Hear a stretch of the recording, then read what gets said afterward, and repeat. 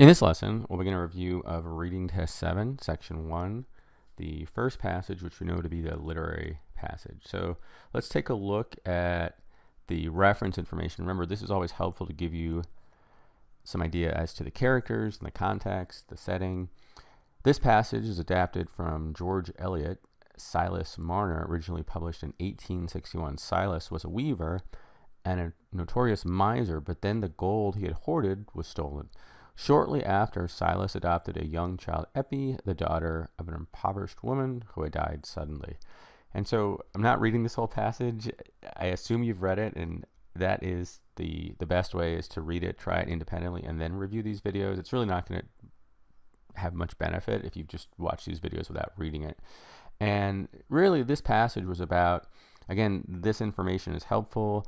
This Silas Marner, who was a notorious miser, he was very thrifty. He hoarded his gold, and all he thought about was his gold. It kind of locked him into his existence, and he lived in solitude. But then he adopted this young child, Eppie, and he really started noticing how this little girl re-energized him. He restored his vitality. He became more engaged in life. So again, hopefully you've read this. So let's take a look at the questions. All right, so question number 1, which choice best describes a major theme? Now, this is a general question. Major theme, remember, we're talking about the whole passage. Sometimes it'll say, what's the developmental pattern? And if you have trouble with these general questions, especially after it's question 1, after reading the whole passage, I would recommend answering the specific question, because it'll give you some reference where to return, and then you can return at the end and do the general ones. But we're just going to do these in order.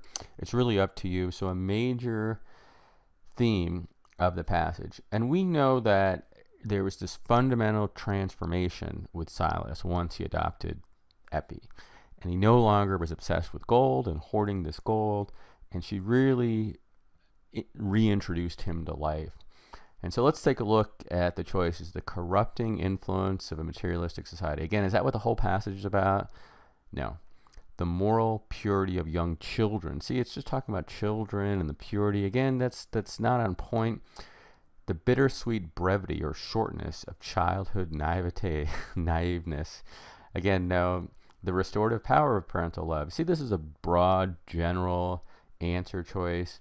Eppie really restored him.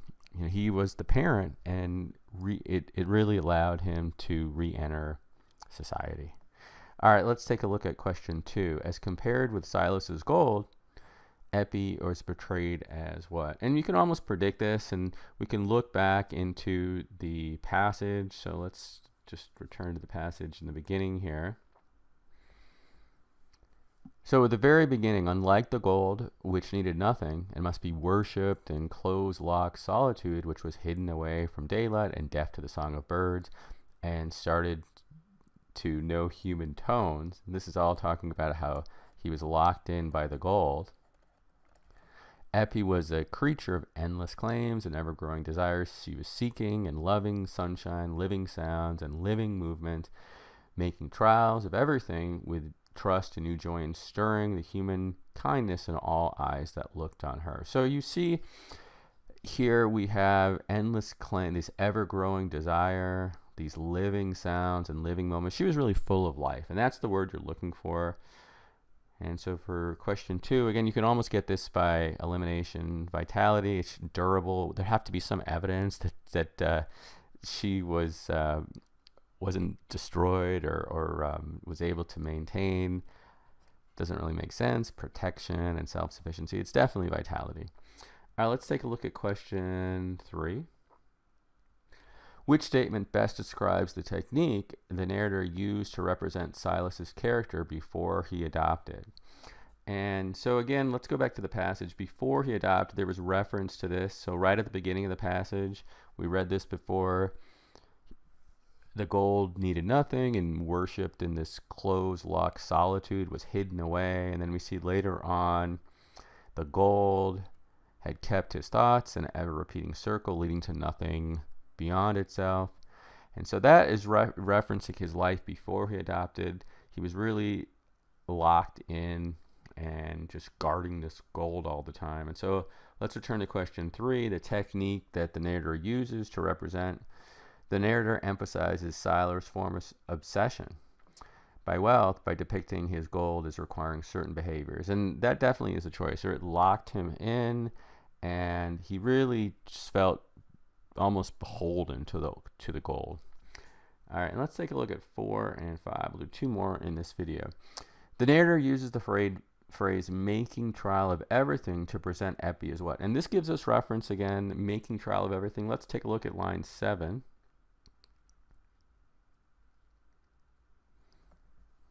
So this is in the beginning again, after he reference to his previous life. He was locked in with the gold, but Epi was a creature of endless claims and ever-growing sounds and living moments, making trial, stirring human kindness in all eyes that looked upon her. And so if she's really, it really shows that she's got this interest.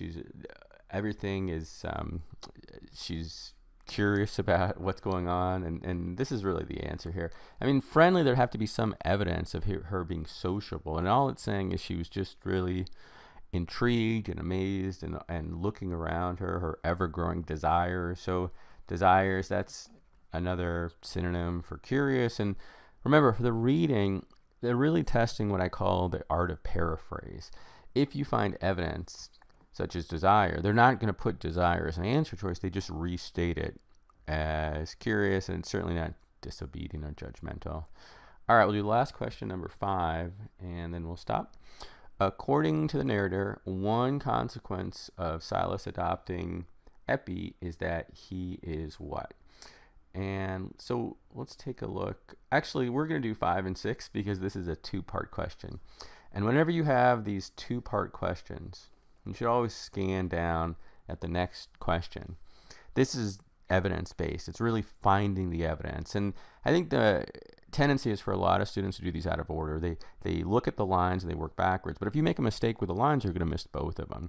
And so what I tell students to do is, we know that the answer is bound by this range, and it's really most of the passage, but we know it's between 9 and 63, right? And so we're just looking for some evidence in that section that would provide evidence. And it's not going to be always stated exactly. It might be restated, but we want a consequence of Silas adopting Epi. We're going to start at 9, and we'll just keep reading until we find it.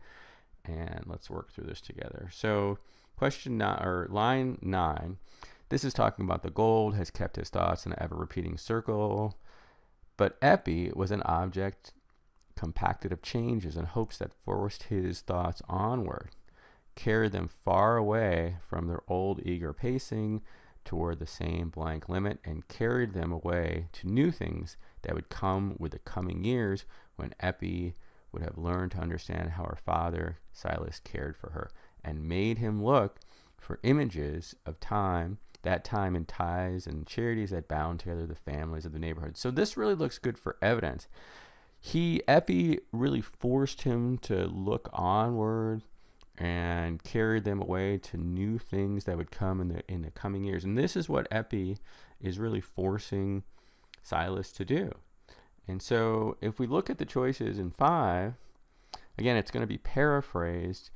Renounced his desire. Again, this is not evidence. Better understands his place in nature. Seems more accepting of help from others.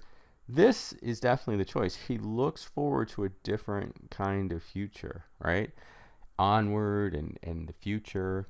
And the evidence really was between 11 and 16. And so you just have to kind of independently find these. And if you get it right, it'll confirm it. And here we see again, onward, carry them far away to new things that would come with coming years.